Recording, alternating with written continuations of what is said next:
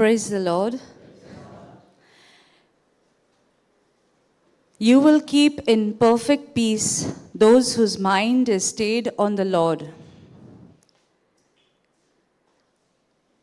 I testify here to give glory to God in the name of Jesus. May everything that I speak through my mouth be the inspiration of the Holy Spirit. Nothing of my own and nothing to glorify my works or what I have done, but everything that the Lord has done in my life. Thank you, Jesus. You are the one name above heaven and on earth. That is all in all. I have believed in the name of our Lord Jesus Christ, and today I stand here to testify what the Lord has done for me and my family. My husband, who you can see behind, is alive, and I praise God for his life. Though the devil had intended the other way by putting all negative thoughts in my mind, was actually telling me, he's a gone case, let him go. But I said no. That night I stood on the ground, on the word of God, and I said, my husband shall live and not die. My husband shall live and declare the works of the Lord. So it all began about 2 months ago. Today is the 6th of November. On the 7th of September, my husband started getting very high fevers, and the fevers went up to 103. Not to glorify the fever, but to tell. As the testimony has to go on, and you have to know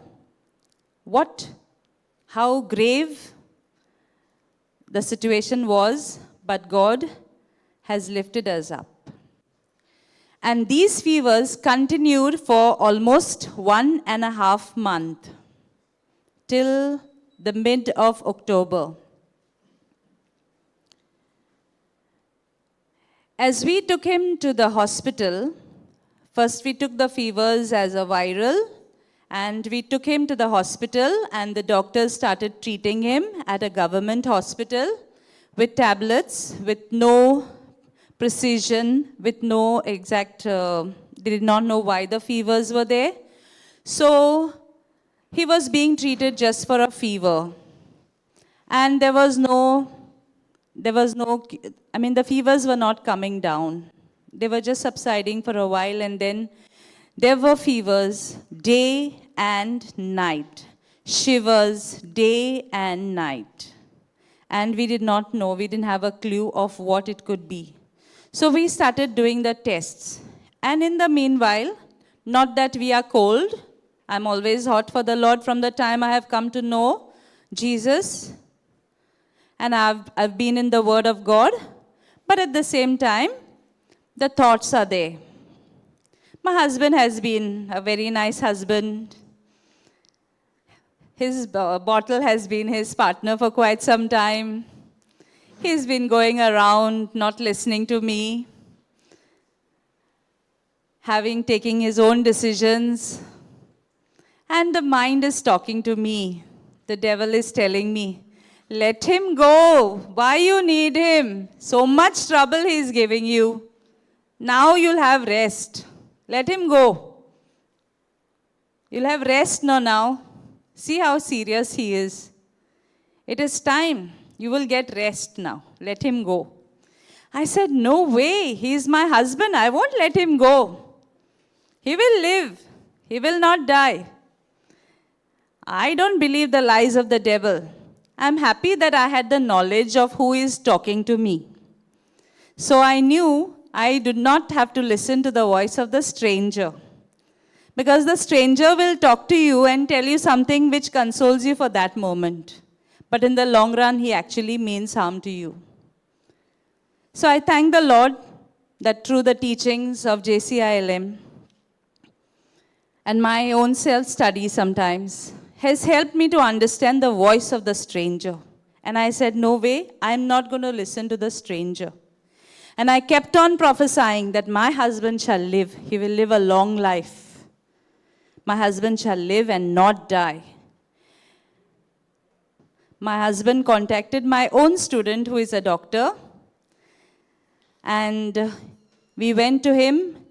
And he took 15 days after various tests to diagnose a particular disease. He gave us 3 options, like as if we had to choose from them. I said, I don't accept anything. You tell. Because he's my student and a very good student. I accept what you tell me, but I don't accept it in my husband's body. And whenever he was giving me the news, I was listening and rejecting. Listening and rejecting. Because I believe whatever I kept on saying all these months or years, whatever I'm there in the Lord, no weapon formed against my family shall prosper. So even if this weapon has come, I have already come against it with the word of God. When the diagnosis came, I instructed the doctor, we want to start the medication right now, today. He said, Miss, it's going to be expensive. I said, okay, no problem. We'll stay in this particular hospital for a few days. And after that, he suggested, I said to him, after that we'll go to the government hospital. But then he suggested, Miss, if it is it possible for you to start the treatment from home after you finish these few days in the hospital? Wow, I said, who gives an option like that? Treatment at home. Fine. So we got my husband admitted in the hospital for about 5 or 6 days. His treatment started. Fevers did not stop. Fevers were continuing. So we took him at home. Now we had to take the dose thrice a day. Once at 6 in the morning, at 2 in the afternoon, and 10 in the night. And my husband is a musician. So sometimes he would take the dose a little bit, the 8-hourly would shift and become 12 and 10. And so one day what happened is his dose got shifted and he took the dose a little late. And the dose was given to him very quickly. Like half an hour dose, minimum half an hour was given to him in 12 minutes. And that day I was very tired. I came home and I told my husband, I said, today I want to rest. I don't want to talk anything more. I just want to go to sleep. And before I could even switch off the light, he started trembling. He started trembling so much, like all these months that he was trembling, 2 months that he was trembling, nothing compared to that day. And he asked me for a blanket. He took 1 blanket, he took 2 blankets, and I covered him with another bed sheet. And then he asked me to hold him. So even in spite of me holding, he was still shivering so badly. His teeth were actually rattling. And I was not afraid at all, because I knew that my husband, myself, and another person is there in the room. Can you guess who? Yes, I believe that Jesus is in the room. And I told Jesus, I said, Jesus, you are in the room. So in the meanwhile, I did not call anyone. It's not that I was self-sufficient or I depended on myself to take care of my husband. I said, Jesus, more than myself being concerned about my husband, you are concerned about my husband. I know that. And I kept praising and thanking God. Whatever knowledge I had achieved or learned all these months and these years, I tried to use it that day because that was my battleground. So I kept on binding the spirit of death. Because my husband had one line that he would always say. He would play in the choirs, he would play in the band, he would play for any shows. And I would tell him, take rest. Why are you running up and down? Take rest. So one worldly line that he had learned from his mother or grandmother, rest is only in the grave. You should speak like this, no? Work very hard here and say rest is only in the grave. So I said, grave has come home now to take him because he's not ready to take rest, no? I cancel my words. Grave has no power over us. Who has won the victory over the grave? Jesus has won. Yes. So I cancelled his wrong confessions. I used to correct him, but he never took the correction because he's a wonderful husband. Now he takes corrections. Yeah. So I cancelled all his wrong confessions and I told the spirit of death that he has no power over my husband. I kept confessing the scripture, my husband shall live and not die. My husband shall live and declare the works of the Lord. And in half an hour's time, his shivers stopped. But his body was cold and his heartbeat had gone up to 166 and he was not responding to anything. His eyes had closed. He tried to go to the washroom thrice. He tried to get up. He could not. And I asked him, I said, I'm there for you, don't worry. And he went to sleep in such a way that I had to go to the toilet myself with, the worldly fear that comes on you. And the ladies may understand, when they have to actually face something really grave, at least I have to go to the toilet. So I ran to the toilet still praising God, and I was actually surprised that I had a little fear, but it wasn't fear. It was I was grappling through and coming out of it. I went to wake my daughter, who is 19, and she was also tired that day. I said, Leanne, please get up. We have to take Dara to the doctor. She got up and she went back to sleep. So I didn't bother her. I came to the room and I took a pin and I started piercing my husband's ears to see if there is any movement in him. So there was no movement. I tried to change his clothes. I changed his clothes, but there was no reaction from my husband at all. And in the midst of all this, I kept praising God, thanking Him, binding the spirit of death, and confessing the word of God, and praying in tongues. And as I kept praying in tongues, it was about 3:30. This episode started at about 12:30. And about at 3:30, as I was praising God, he opened his mouth and he started saying, thank you, Jesus. Praise you, Jesus. Hallelujah, hallelujah, hallelujah. Thank you, Lord. That was one big victory, a very big blow to the devil. Because after having so much knowledge and understanding of the Word of God, if I could not use it, if I would get frightened, if I would be afraid of that enemy who has already been defeated, what is the use of my tongue? This testimony is not only to tell you to know and understand the Word of God, but when it is the right time, use your tongue, open your mouth, and speak the scripture. The word is the sword of the Spirit. You may not see the result immediately, but the action has taken place. I did not have anything with me.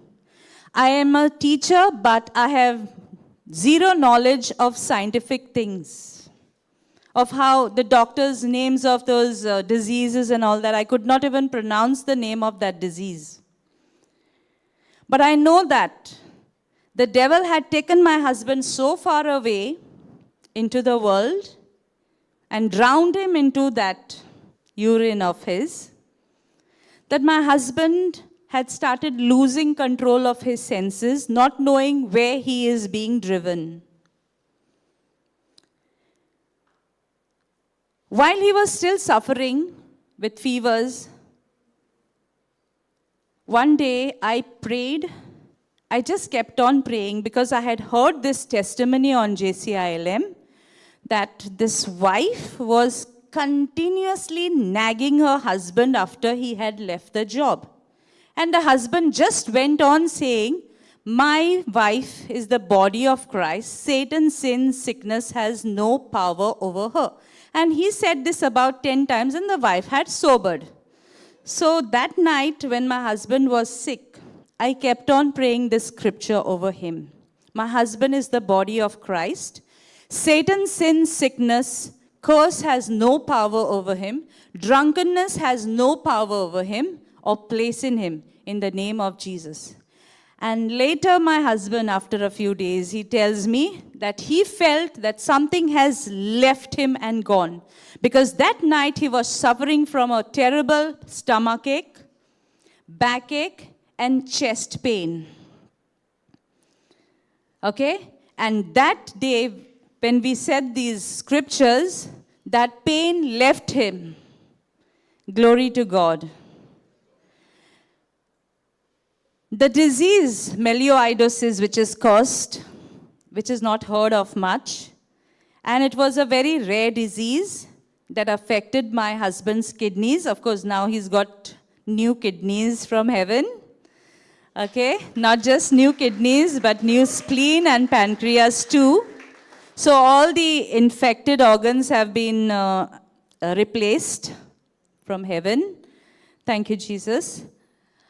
And when I speak these things, it does not mean a joke. The kingdom of heaven is not a joke, but you have to approach it as a child. Okay? So when I say that they have been replaced, yes, they have been replaced. I believe that he is a complete new person and everything in his body has been replaced. There is no place for any infection or anything that does not belong to God in his body. The bacteria in the blood has died completely in the name of Jesus. And he is completely healed and restored. Now, during this process, we needed one injection worth 1129. And we needed about 84 injections. So a very good friend and relative of mine, she gave me the injections for 770, which is almost about 350 less, 350 or something less here. So we got the injections, so for lesser price. The doctor, who is my student, did not charge 1 rupee. And finally, when we have received seed help from people, after everything was over, I said to my husband, let's count the expenses. And we tried to count all that we have spent during this course. And the expenditure came around 1,20,000. And the help that we received from our relatives and friends and family came to 1,20,000. So everything was paid by God. Everything was supernaturally paid for. I used to reach late to school, but there was a lot of understanding by my superiors. I thank them and God bless them. 2 key things that I would like to tell here. One is, I did not glorify the sickness. I glorified God, and every time someone asked me, how is Clifford? I said, he is blessed. He is healed by the wounds and stripes of Jesus. But there were not many people asking for his health. Can you tell me why? Is it because he's a bad person? No. No one much asked for his health. How is Brother Clifford? Because I kept it a top secret. I kept his sickness a top secret. Because not even my own mother, not even his own sister knew that he was so bad. People show concern. Yes, they do. They show genuine concern. But in the bargain, there are wrong confessions. Oh, he's serious. My prayers are being cancelled. My hope. My mother would give me a call and say, if I had to tell her everything, now how is he? Is he better? From where? From what? He is good. He is blessed. Yes, I did tell them the whole story after everything was over. After we had come out victorious. Not that we had doubted God, but I did not want any wrong prayer and any wrong confessions. My teachers, my colleagues would ask me, Miss, I came to know that your husband is not well. I said, yeah, he's healed. No, miss, really, he's okay? Yeah, he's healed. No, but what happened, miss? No, I wouldn't like to speak about it because as I speak, I say, I multiply what I'm speaking, so I wouldn't like to speak about. No, just for our knowledge, we want to know what has happened to him. And even that time when I used to speak, I used to find that he would get worse at home. So these things have helped me to grow myself. This experience has helped me. And now this testimony is not to glorify me, what I have done. I have only used the kingdom principles to come out of the muck, to come out of this situation. Someone once helped me to grow in my faith. I want to help others to grow in their faith, their walk of faith. If you are spending time here, it is an investment. Don't think it is waste of time.